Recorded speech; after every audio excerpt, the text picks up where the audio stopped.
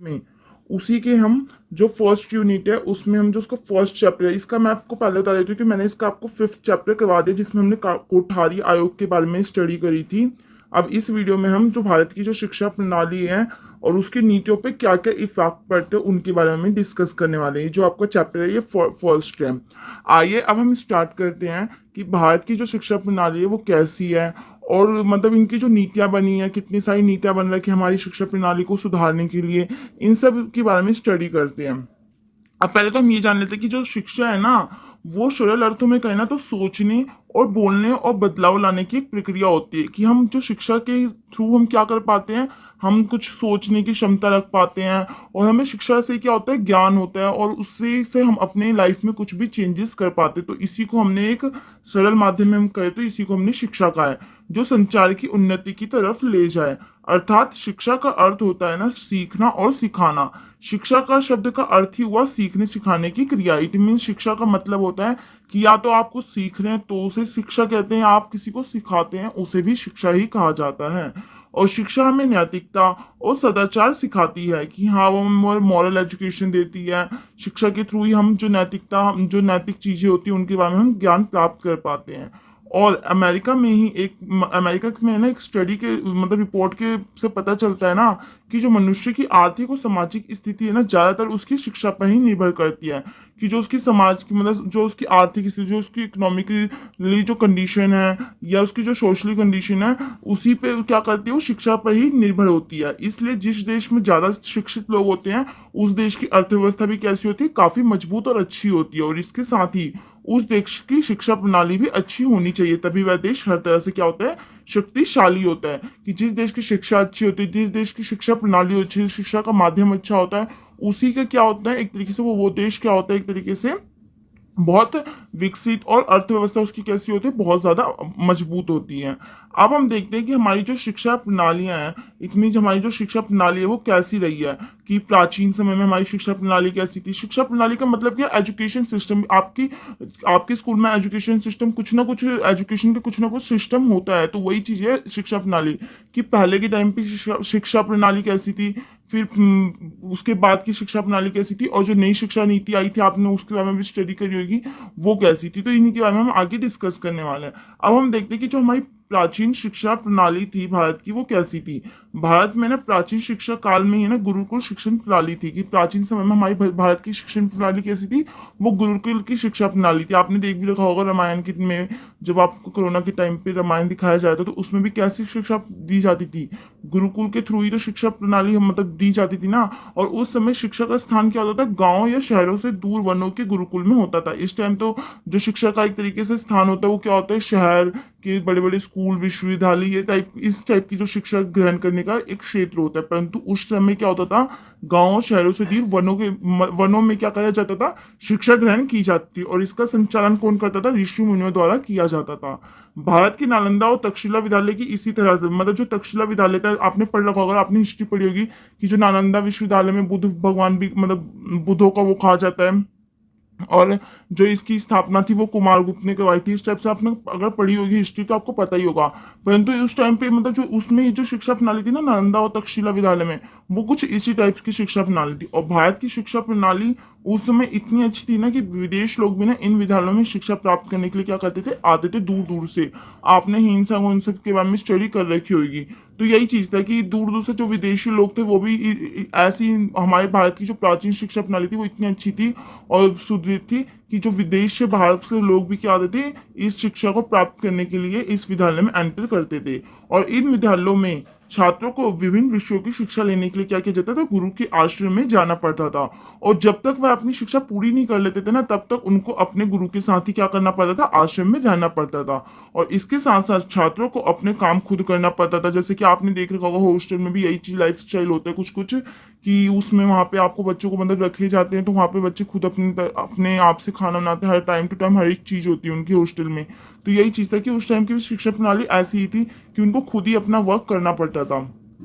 और वो अपने गुरु के साथ ही रहते थे जब तक वो शिक्षा प्राप्त नहीं कर पाते थे।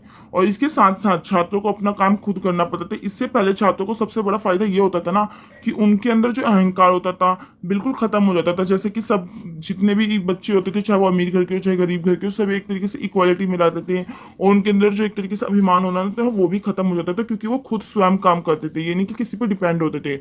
और इसी तरह प्राचीन भारत की शिक्षा प्रणाली ही बहुत जबरदस्त थी, जहाँ केवल भारतीय ही नहीं बल्कि अन्य एशियाई देशों के लोग भी क्या करते थे, ज्ञान प्राप्त करने के लिए ललायित रहते थे, मतलब आते थे। आप देखते हैं जो प्राचीन काल में जो मतलब प्राचीन काल में ना दो प्रमुख शिक्षा प्रणाली थी। उस टाइम पे एजुकेशन जो सिस्टम की प्रणाली थी वो दो टाइप से थी, एक तो वैदिक शिक्षा प्रणाली और एक थी बौद्ध शिक्षा प्रणाली। अब इन दोनों के बारे में हम देखते हैं कि वैदिक शिक्षा प्रणाली में क्या दिया जाता था और बौद्ध शिक्षा प्रणाली में आपको क्या शिक्षा दी जाती थी।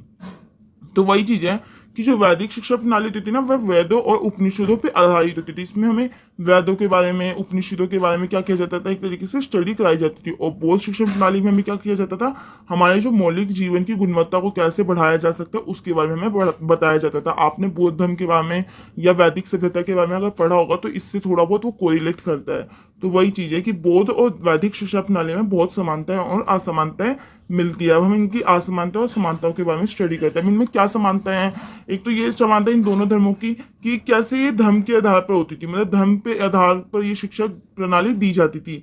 और इसमें क्या होता था, कठिन जीवन और शारीरिक श्रम होता था। आपने देखा होगा कि बुद्ध धर्म में क्या होता था, एक तरीके से जो गौतम बुद्ध थे उन्होंने कितने शारीरिक कष्ट के थ्रू, मतलब भूखे प्यासे और एक तरीके से शिक्षा ग्रहण करने के लिए एक वन के नीचे बैठे थे। तो वही चाहिए कि जो इस शिक्षण प्रणाली का जो ये माध्यम होता था ना, एक तरीके से जो इसमें समानता होती है वो कैसा था, इनमें कठिन जीवन और शारीरिक श्रम होता था काफी ज्यादा।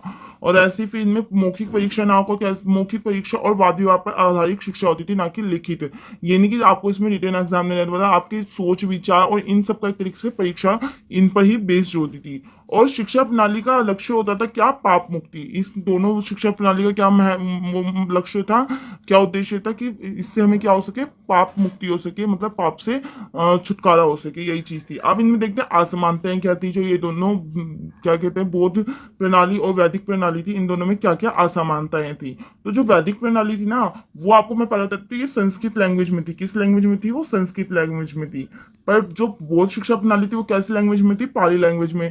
आपने अगर पढ़ा होगा कि गौतम बुद्ध ने जो अपनी शिक्षाओं का माध्यम था कैसा था उनका, पाली। और उन्होंने सबसे ज्यादा अपनी मतलब सर्वाधिक शिक्षा श्रावस्ती में दी थी। यही चीजें हैं कि ये जो शिक्षा प्रणाली का जो भाषा थी वो अलग अलग थी। इनमें इसकी इसकी सांस्कृतिक थी तो इसमें पाली भाषा थी।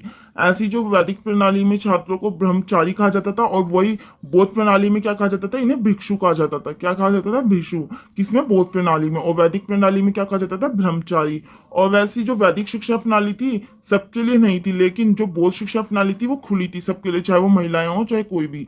इसी के कारण जो महिला शिक्षा जीवित रही थी।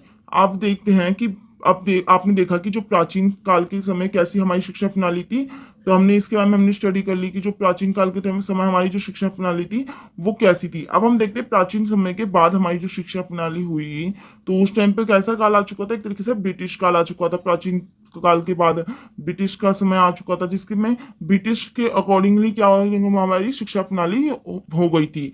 जब भारत को अंग्रेजों ने गुलाम बनाया था ना, तब से उन्होंने ही गुरुकुल प्रणाली को क्या कर दिया था, मिटाना शुरू कर दिया था। जो हमारी पहले गुरुकुल प्रणाली चलती थी जिसमें हम वेदों उपनिषदों के बारे में स्टडी करते थे, पढ़ते थे, उस चीज उनको उन्होंने क्या करने लग गए थे, वो धीरे धीरे मिटाने की कोशिश करने लग गए थे। ऐसे जो थॉमस बॉविंगटन, जिसे हम मेकाले के नाम से भी जानते हैं, अगर आपने हिस्ट्री देखी पढ़ी होगी तो उसमें मेकाले नाम जरूर सुना होगा, जिसमें विलियम बेंटिक जो हमारे भारत के गवर्नर जनरल थे उनके टाइम पे आए थे 1830 में। उन्होंने क्या कहते हैं, आधुनिक शिक्षा प्रणाली को भारत में लाए थे। और ब्रिटिश इतिहासकार मेकाले को भारत में पश्चिमी शिक्षा प्रणाली के क्या कहा जाता है, शुरुआत करने का जिम्मेदार माना जाता है। कि मेकाले ने क्या कही थी, हमारी जो पश्चिमी शिक्षा प्रणाली की शुरुआत की थी, जो आधुनिक शिक्षा प्रणाली आई थी वो मेकाले ने ही मतलब लाए थे। और बेंटिक ने पब्लिक इंस्ट्रक्शन की सामान्य समिति के अध्यक्ष के लिए थॉमस मैकाले का नाम प्रस्तावित किया था। और 1835 में मैकाले ने क्या किया था, एक मैकालेज मिंटो प्रस्ताव पारित किया था, जो मैकाले मिंटो के प्रस्ताव के नाम से जानते हैं। इसमें एक पेपर जिसमें उन्होंने भारतीय शिक्षा में अंग्रेजी और पश्चिमी सिद्धांतों के समावेशन का तर्क प्रस्तुत किया था कि इसमें अंग्रेजी और पश्चिमी सिद्धांतों का क्या होगा, एक तरीके से समावेशन होगा, इंक्लूड होगा। और उन्होंने देश की राज्य भाषा अंग्रेजी,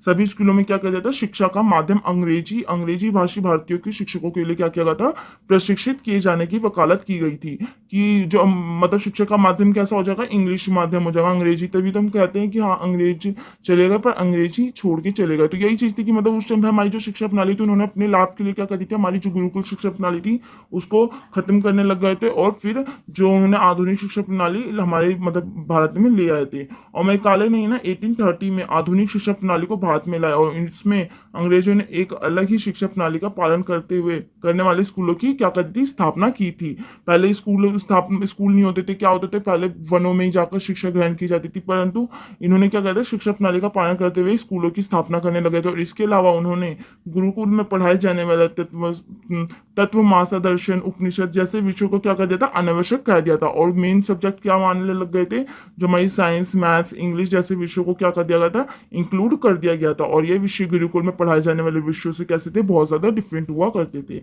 अब वही देखते हैं कि कैसे कैसे मतलब जो हमारे जो गवर्नर जनरल आए भारत की जो ब्रिटिश के गवर्नर जनरल ये सब आए थे, उन्होंने कैसे कैसे एक तरीके से शिक्षा प्रणाली को पारित किया था। तो यही चीज़ है कि वॉरेन हेस्टिंग जो हमारे थे, क्या थे, हमारे बंगाल के गवर्नर जनरल थे वॉरेन हेस्टिंग। इन्होंने कैसी शिक्षा प्रणाली एक तरीके से अपनाई थी, इन्होंने ब्रिटिश औपनिवेशिक प्रशासक ने मुस्लिम कानून को शिक्षा देने के उद्देश्य से 1781 में कलकत्ता मदरसा आलिया की क्या कर दी थी, स्थापना कर दी थी। किस लिए स्थापना की थी, मुस्लिम कानूनी शिक्षा देने के उद्देश्य से इन्होंने आलिया की स्थापना करी थी, जो कलकत्ता मदरसा में कौन थी, ये वॉरेन हेस्टिंग ने करी थी ये स्थापना। तो यही चीज थी कि सबने जैसे मैकाले आए तो उन्होंने अंग्रेजी शिक्षा को भारत के अंदर बहुत ज्यादा बढ़ावा दिया। तो यही चीज थी कि सब जितने भी ब्रिटिश जो आए थे, उन्होंने अपने अपने टाइम पे अलग अलग तरीके से शिक्षा का माध्यम कोई और चेंज करना चाहा। ऐसे ही जोनाथन डंकन आए थे, वो बम्बे के गवर्नर ने हिंदू दर्शन और कानूनों के अध्ययन के लिए 1791 में वाराणसी में एक संस्कृत कॉलेज की स्थापना की थी।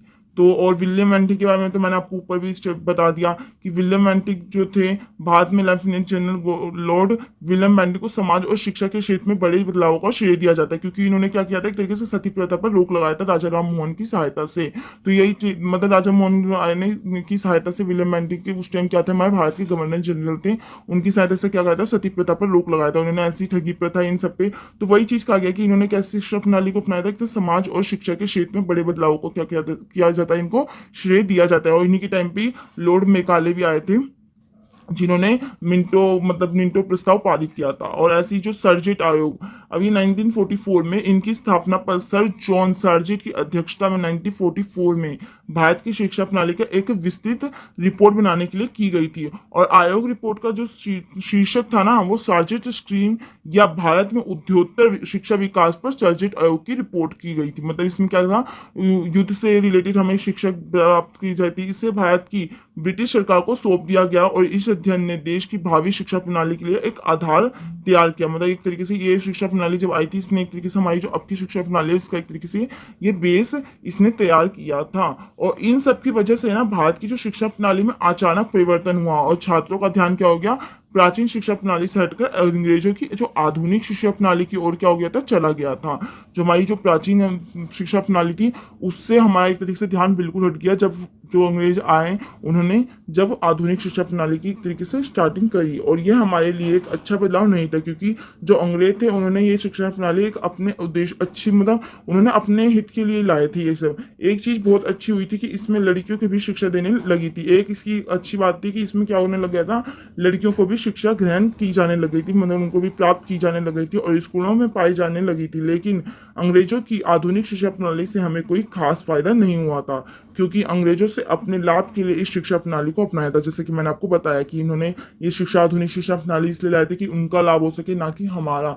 वो अपने थॉट से इस शिक्षा को लेकर आए थे, परंतु एक तरीके से इनडायरेक्टली हमारा भी फायदा हुआ था, क्योंकि जब हम एक शिक्षित होने लग गए थे तो हम अपने राष्ट्र के बारे में सोचने भी लग गए थे, हमारे अंदर राष्ट्र भावना भी आने लग गई थी, हमारी जो लैंग्वेज होने लगी थी वो सेम होने लग गई थी। तो ये चीजें तो ये तो अलग बात है।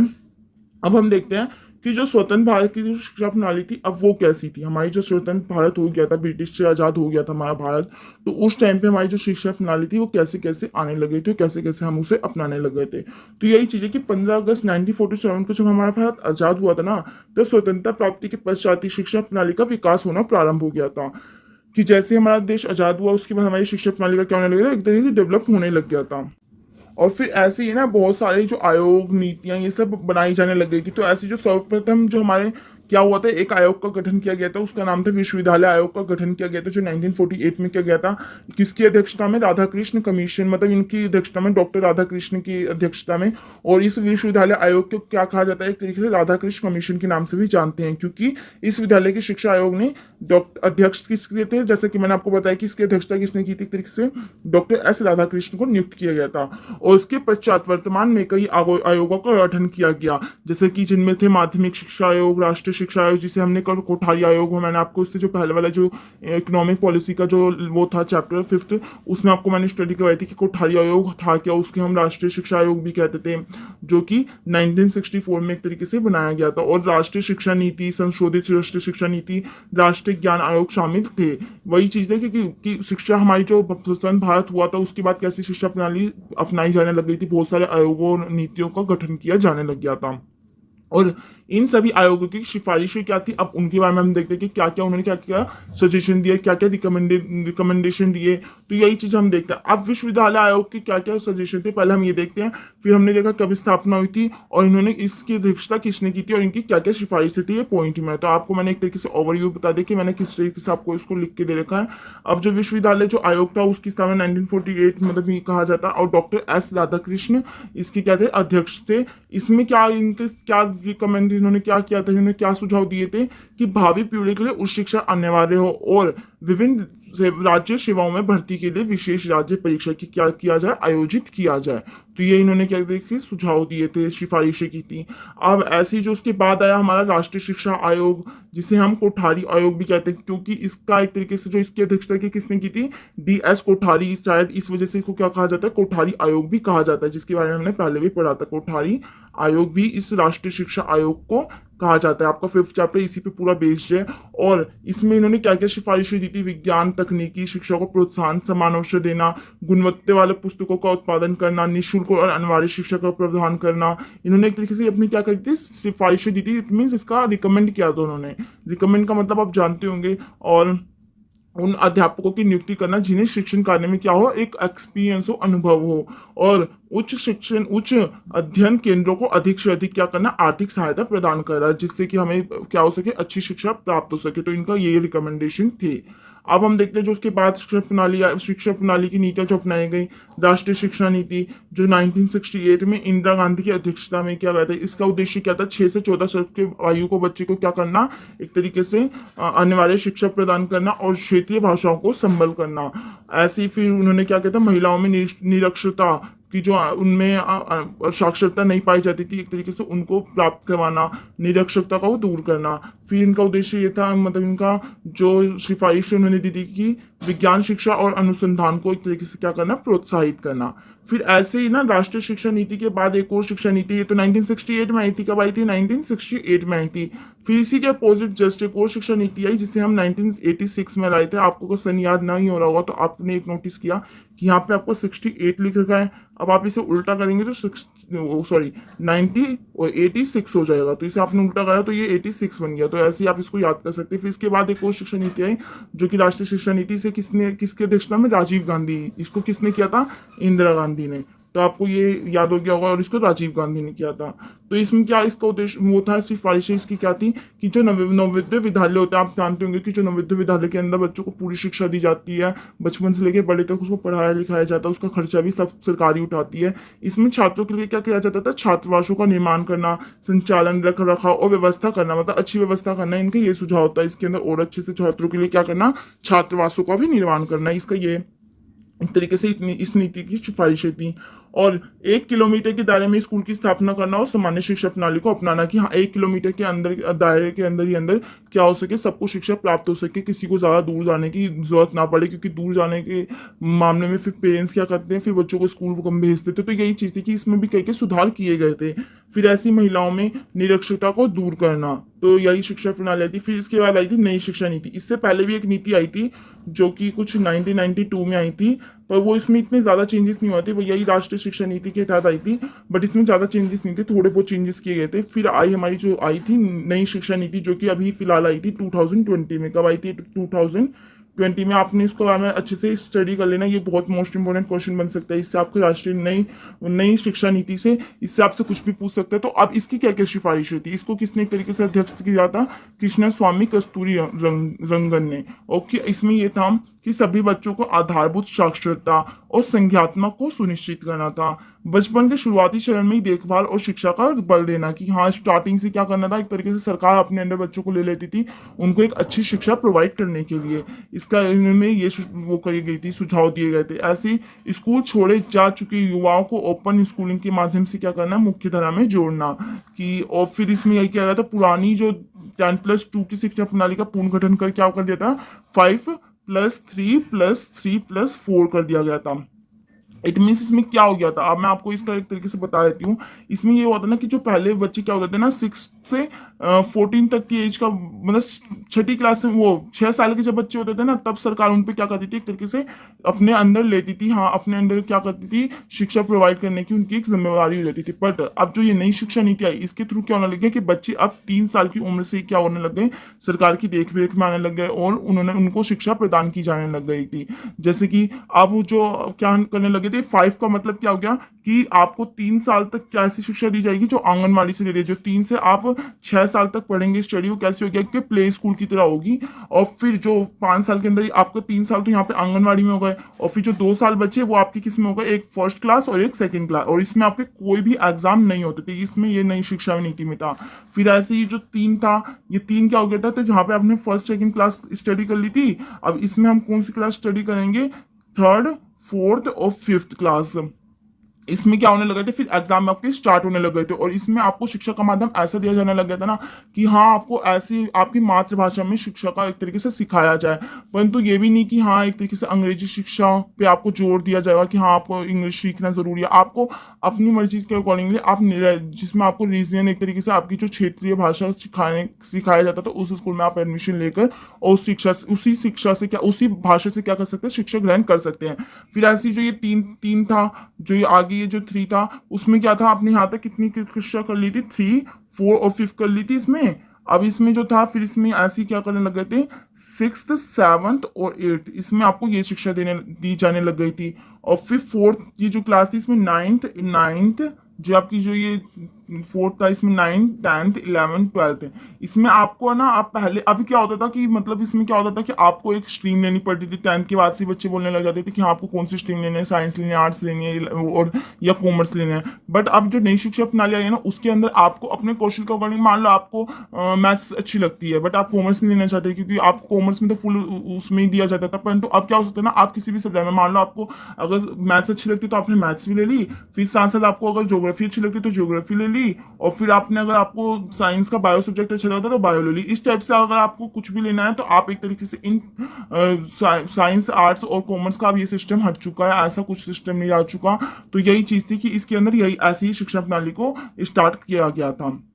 तो आपको पता चल होगा नई शिक्षा प्रणाली कैसी थी, कि इसमें नई शिक्षा नीति थी ना, उसका उद्देश्य था ना कि एक बच्चे को एक कुशल बनाने के लिए ना, साथ साथ उस मतलब साथ साथ जिस जिस भी सब्जेक्ट में मतलब उसका रुचि है ना, उसी क्षेत्र में उसको क्या करना है, एक तरीके से प्रशिक्षित करना, जिसमें वह रुचि रखता है उसी क्षेत्र में उसको क्या करना है, प्रशिक्षित करना, उसको कुछ शिक्षण देना। तो यही चीज थी नई शिक्षा नीति में। और इन सभी आयोगों ने भारतीय शिक्षा प्रणाली के विकास पे क्या किया था, बल दिया था।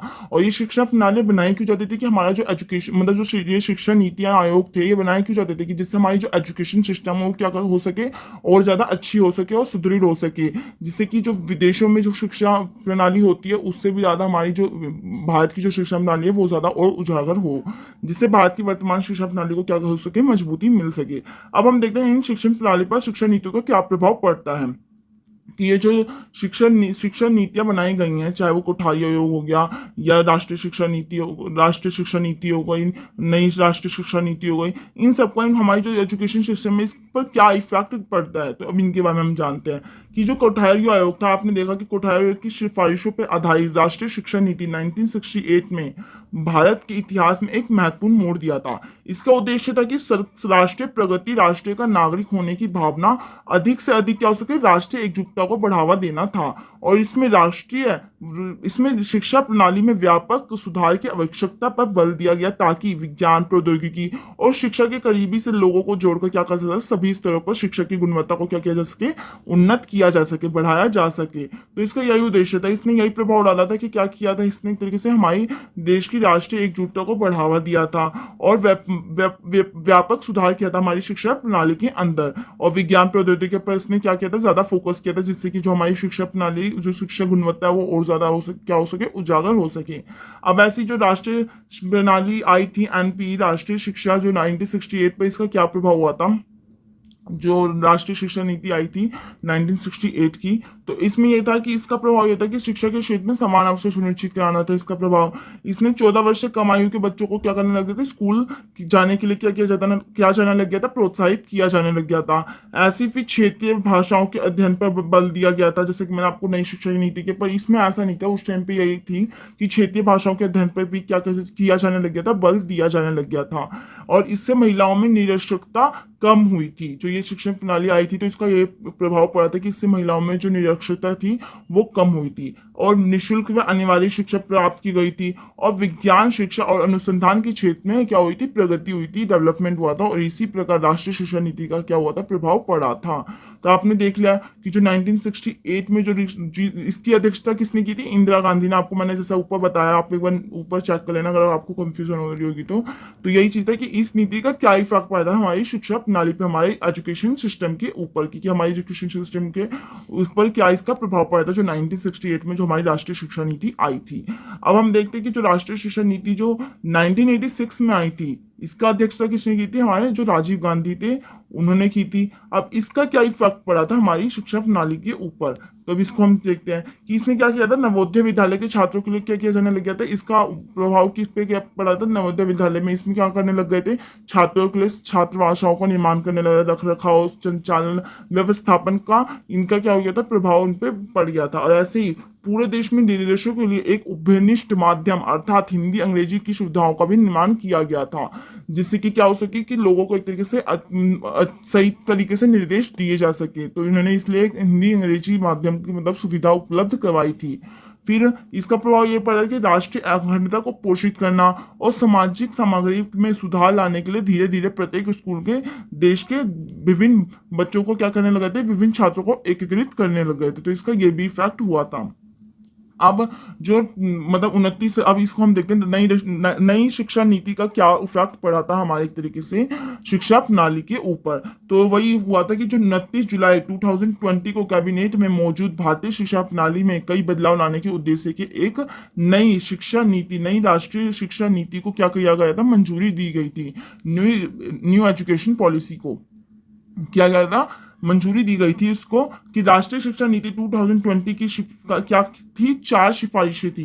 कौन कौन सी 4 सिफारिशें थी, अब उसको हम देखते हैं। स्कूली शिक्षा होना, फिर उच्च शिक्षा जो हमारी एक तरीके से ग्रेजुएशन होती, फिर ऐसे ध्यान देने के अन्य प्रमुख क्षेत्र होना, और इसे साकार करना, कि हाँ इसे एक तरीके से सफल भी बनाना, ये नहीं कि सिर्फ सोच लिया और करा नहीं। तो यही चीज थी। अब हम देखते हैं जो स्कूली शिक्षा में नई शिक्षा नीति का प्रभाव क्या था, कि स्कूली शिक्षा में नई शिक्षा नीति का क्या इफेक्ट पड़ा था। तो अब इसके बाद आपने ये देख लिया कि इन्होंने क्या क्या 4 सिफारिशें की थी। नई शिक्षा नीति हमारी जो न्यू इकोनॉमिक पॉलिसी है, नई शिक्षा नीति जो कि 2020 में किसकी अध्यक्षता में की गई थी, एक तरीके से कृष्ण स्वामी कुछ थे ना नाम उनका, कृष्ण स्वामी कस्तूरी रंगन, उनकी अध्यक्षता में की गई थी। अब इसका क्या इफेक्ट पड़ा है स्कूली शिक्षा में, अब इसको देखते हैं। जो नई शिक्षा नीति के तहत ना, अब आने वाले स्कूली शिक्षा क्या करती थी, 6 से 14 साल की आयु के स्थान पे क्या करती थी, 3 से 18 साल। जैसे कि मैंने आपको बताया कि पहले 6 साल से शिक्षा सरकार एक तरीके से बच्चों को अपनी निगरानी में रखना चाहती थी, परंतु अब उन्होंने क्या कर दिया, इस आयु को घटाकर उन्होंने 3 से 18 वर्ष की आयु तक कर दिया, कि हाँ अब बच्चे जो है 3 साल से हमारी निगरानी में रहेंगे।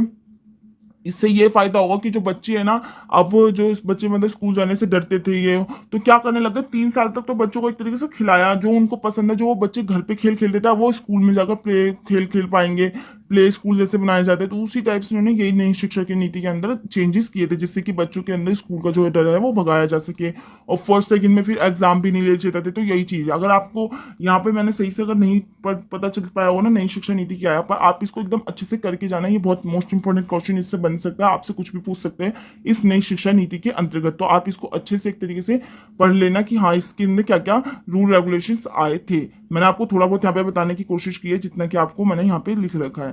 तो यही चीज है कि न्यू इकोनॉमिक पॉलिसी 2020 में मौजूद 10+2 सिस्टम को हटाकर किस में कर दिया था, 5+3 3+4 कर दिया था। इसमें टोटल कितनी हो गई थी कि 6 4 कितने होगा, 10 10 और 5 15 साल की कर दी थी एक तरीके से। पर 15 साल की कैसे हुई ये मत सोचना कि आप, इसमें क्या किया जाता ना कि फर्स्ट से ना, मतलब फर्स्ट से आपको 12th तक की शिक्षा दी जाती थी, बट अब इसमें क्या होने लगा, आपको 3 साल एक्स्ट्रा किसमें देने लगा, आंगनवाड़ी के अंतर्गत देने लगे, जो प्ले स्कूल में आपको 3 साल तक क्या करने लगे, फ्री शिक्षा दी जाती थी। फिर ऐसे ही क्या था इसमें, क्या इसका प्रभाव पड़ा था कि पूरे देश में कॉमन सिलेबस के तहत क्या किया जाएगा, पढ़ाई कराई जाएगी। फिर नई शिक्षा नीति के अनुसार अब छात्रों को साइंस आर्ट्स कॉमर्स स्ट्रीम में किसी भी एक सब्जेक्ट को चुनने की जरूरत नहीं पड़ेगी। जैसे कि मैंने आपको बताया कि आपका कोई भी सब्जेक्ट है, आपको जो विषय पसंद है आप वो विषय लेकर पढ़ाई कर सकते हैं। आपको ये जरूरी नहीं कि हाँ आपने कॉमर्स ले लिया तो आपको उसमें मैथ्स यही सब पढ़ना पड़ेगा, या आपने साइंस ले लिया तो आपको बायो फिजिक्स केमिस्ट्री यही सब पढ़ना पड़ेगा। अब आपको मान लो आपको बायो पसंद है तो बायो ले लिया, आपको अगर आर्ट्स में से जो आपको अगर इकोनॉमिक सब्जेक्ट मतलब वो सब्जेक्ट पसंद है, ज्योग्राफी या हिस्ट्री सब्जेक्ट पसंद है तो आपने वो पढ़ लिया। फिर आपको मैथ्स ऐसे पसंद है तो आपने मैथ्स ले लिया, अकाउंटिंग पसंद है अकाउंट, मतलब इस टाइप से आपको कॉम्बिनेशन, आपको जो मर्जी आप उसमें से वो सब्जेक्ट को चुन सकते हैं। इसलिए अब ये जो आर्ट साइंस के जो सिस्टम होगा इस नई नीति के अनुसार ये खत्म कर दिया गया। अब पहले जैसे जो एजुकेशन सिस्टम था वो नहीं रह गया जैसे कि हमारे टाइम पे हुआ करता था, जैसे आपके टाइम पे भी था। तो वही चीज है कि पढ़ाई लिखाई के अतिरिक्त म्यूजिक और स्पोर्ट जैसे विषयों को भी क्या करने लगा, महत्व दिया जाने लग गया था, कि जिससे कि बच्चों का जो ध्यान है वो स्कूल में लगा रहे और बच्चों को मतलब बच्चे क्या कर सके, पहले एक्टिविटी के साथ साथ स्टडी भी कर सके। तो यही चीज का उद्देश्य था, इसका यही प्रभाव पड़ा था हमारी नई शिक्षा प्रणाली के मतलब शिक्षा प्रणाली के अंतर्गत एजुकेशन सिस्टम पे, यही प्रभाव इसका पड़ा नई शिक्षा नीति का। अब उच्च शिक्षा में नई शिक्षा नीति का क्या प्रभाव पड़ा, अब इसको देखते हैं कि जो हमारे मतलब ग्रेजुएशन लेवल पे हमारी जो नई शिक्षा नीति का क्या प्रभाव पड़ा था। तो सिंगल रेगुलेटिंग की स्थापना से ना उच्च शिक्षा के लिए ना सिंगल रेगुलेट के रूप में जाएगी। सार्वजनिक और निजी उच्च शिक्षा संस्थान में एक ही मानदंड और शैक्षणिक मानकों को क्या किया जाएगा, शासित किया करना होगा। और ऐसे अब मल्टी लेयर डिग्री, अब इसमें ये क्या हो गया था ना कि अब आपको पता है कि अब अगर आप ग्रेजुएशन कर रहे होते हैं तो ग्रेजुएशन करते तो आपकी 3 साल की ग्रेजुएशन होती है, और 3 साल की ग्रेजुएशन होती थी तो इसमें क्या होता था, आपको क्या करना पड़ता था कि आपको रेगुलर करना पड़ता था, कि 1 साल भी आपको क्या नहीं होना चाहिए, छूटना नहीं चाहिए। अगर आप छोड़ देते थे तो क्या करना पड़ता था, आपको दोबारा से आपको first year second year third year से पढ़ना पड़ता था। परंतु अब इस नीति में क्या हो गया ना कि आपको जरूरी नहीं है कि अगर आपने ये छोड़ दिया ग्रेजुएशन तो आपको दोबारा से स्टडी करनी पड़ेगी। आप क्या कर सकते हैं, जहां से आपने मान लो आपने 2 साल स्टडी करी फिर 2 साल बाद तीसरा चौथा ईयर कर सकते हैं। ऐसा जरूरी नहीं है कि आपको दोबारा से फर्स्ट ईयर सेकेंड ईयर करना पड़ेगा। और जो ये अब कर दिया ना, जो ये ग्रेजुएशन की ये 4 साल की ग्रेजुएशन कर दिया है, आप चाहें तो इसको 3 साल की भी कर सकते हैं, बट इसको 4 साल में कर दिया गया है। और 3 साल के अंतर्गत आप ना एलिजिबल हो जाते हैं किसी भी जॉब को कॉम्पिटिटिव एग्जाम को देने के लिए। तो आपको मैक्सिमम तो 3 साल की करनी पड़ेगी। और जिसने है ना 4 साल की ग्रेजुएशन कर रखी है ना उसको पीजी जो है ना उसको कितनी का साल की करनी पड़ेगी, 1 साल। परंतु जिसने 3 साल की ग्रेजुएशन करी थी उसको क्या करनी पड़ेगी, 2 साल की पीजी करनी पड़ेगी। तो यही चीजें हैं कि इसमें नई शिक्षा की नीति के अंतर्गत यही हुआ है। बट आप ड्रॉप आउट के कई विकल्प हो गए, जैसे इसमें आपको मैंने लिख रखा, आप इसको पढ़ लेना। यदि किसी 1 साल के बाद कॉलेज ड्रॉप कर दिया तो उसे सर्टिफिकेट 2 साल बाद ड्रॉप करने पे डिप्लोमा और 3 साल करने पे बैचलर डिग्री दी जाएगी। जैसे कि मैंने आपको बताया कि पहले साल करने पे आपको एक तरीके से सर्टिफिकेट दिया जाएगा, कि फर्स्ट ईयर कर लिया तो आपको सर्टिफिकेट दिया जाएगा, ग्रेजुएशन सर्टिफिकेट, उस पर ग्रेजुएशन सर्टिफिकेट। अब आपने अगर 2 साल का कर लिया तो उस पर लिखा जाएगा डिप्लोमा। फिर ऐसे आपने 3 साल का कर लिया तो आपको बैचलर मतलब ग्रेजुएशन लिखा जाएगा। फिर 4 साल का कर लिया तो आपको रिसर्च लिखा जाएगा। तो यही रिसर्च ग्रेजुएशन, तो यही चीज थी। अब नई शिक्षा की नीति के अंदर आपको अच्छे से समझ में आ गया होगा कि इसका उच्च शिक्षा नीति पे क्या प्रभाव पड़ा था। अब हम देखते हैं इसका निष्कर्ष, मतलब इसका कंक्लूजन क्या है इस नई शिक्षा नीति का। यही चीज है कि अगर हमें ना हमारी जो शिक्षा प्रणाली का इसका कंक्लूजन क्या निकला, तो वही चीज़ है कि अगर हमें भारत को विश्व में विकसित देशों में शामिल करना है ना, तो देश की शिक्षा प्रणाली में क्या करना पड़ेगा, एक बड़ा योगदान लाना ही होगा। और हम ऐसा नहीं कह सकते ना कि हम अंतिम शिक्षा नीति तक पहुंच चुके हैं, क्योंकि हम ऐसा कभी नहीं कर सकते कि हमारी ये जो न्यू इकोनॉमिक पॉलिसी आई है तो इसने एक तरीके से यही स्टेबल रहेगी, ऐसा नहीं हो सकता। हमारी जैसे जैसे एक तरीके से हमारी सोच विचारधारा चेंज होती रहेंगी, तो हमारे इसकी नई मतलब शिक्षा नीति के अंदर बहुत सारे बदलाव आते रहेंगे, तो इसलिए ये स्टेबल नहीं है, इसमें हमेशा चेंज ना चेंज होता रहेगा। और इसके एक तरीके पहले जो शिक्षा नीति होती है वो क्या हो जाता है, एक तरीके से इसका बेस हो जाता है, इसका आधार हो जाता है। और प्रत्येक नीति का आधार है ना जरूरत पर निर्भर करता है, और जरूरत समय के साथ अपना चेहरा भी बदलती रहती है। इसलिए जो एनईपी है, जो न्यू एजुकेशन पॉलिसी है 2020 को लोहार के हथौड़े की तरह है, जिसे शिक्षा की वर्तमान समस्या के रूप में बदलने के लिए क्या किया गया है, चलाया जाता है। क्योंकि एक विकसित देश अपनी शिक्षा पर बहुत बयान मतलब बहुत ध्यान देता है। इसी तरह है ना, स्वतंत्रता के बाद की शिक्षा नीति की प्रगति और उपलब्धियों का भी शिक्षा नीति 2020 पर वो कुछ प्रभाव देखने में आता है। तो यही चीज़ है कि स्वतंत्रता के बाद जो ये शिक्षा नीति आई, तो मतलब बहुत सारी जो शिक्षा नीति आई उसका उपलब्धियों पर हमारी जो शिक्षा नीति है उसका बहुत ज़्यादा इफेक्ट पड़ा था, हमारी जो एजुकेशन सिस्टम है इसका बहुत ज़्यादा इफेक्ट पड़ा था उसके ऊपर। और स्वतंत्रता के बाद की सभी शिक्षा नीतियों ने शिक्षा नीति 2020 के क्रियान्वयन के लिए एक मजबूत मंच तैयार किया। अब इसका क्रियान्वयन के लिए क्या मजबूत मंच मंच मतलब जैसे इसने मिड डे मील की, या आईटी शिक्षा हो गई, या शिक्षण प्रशिक्षण प्रणाली हो गई, या नवोदय विद्यालय की जो शिक्षण प्रणाली, मतलब एक तरीके से इसने ऐसे मंच को हमारे लिए क्या किया था, तैयार किया था। तो आपको समझ में आ गया कि इस चैप्टर में क्या क्या स्टडी करी। तो अगर आपको इस चैप्टर में कोई भी प्रॉब्लम हो रही होगी तो आप मुझे कमेंट सेक्शन में ज़रूर पूछना, मैं आपको रिप्लाई देने की जरूर कोशिश करूंगी। और अगर आपको ये लेक्चर अच्छा लगता है तो प्लीज़ इसे लाइक करें, और अगर आप इस चैनल पर नए हैं तो इस चैनल को सब्सक्राइब कर बेल आइकन को जरूर दबा लें। और आपका इस वीडियो को अंत तक देखने के लिए थैंक यू सो मच। अगर आपको इसमें कोई भी प्रॉब्लम है तो कमेंट सेक्शन में कमेंट जरूर करना। और मैंने जैसे कि आपको बताया था कि मैं आपको जैसे जैसे नोट्स इसके प्रोवाइड होते रहेंगे मैं आपको प्रोवाइड करवाती रहूंगी, जब तक के लिए आप अपने आप से भी इस सब्जेक्ट को करने की पूरी कोशिश करें। जिसमें भी आपको कोई भी दिक्कत आएगी तो मैं आपकी वहां पे जरूर हेल्प करूंगी। Okay, thank you so much इस वीडियो को अंत तक देखने के लिए। अब हम मिलते हैं नेक्स्ट वीडियो में, जब तक के लिए बाय।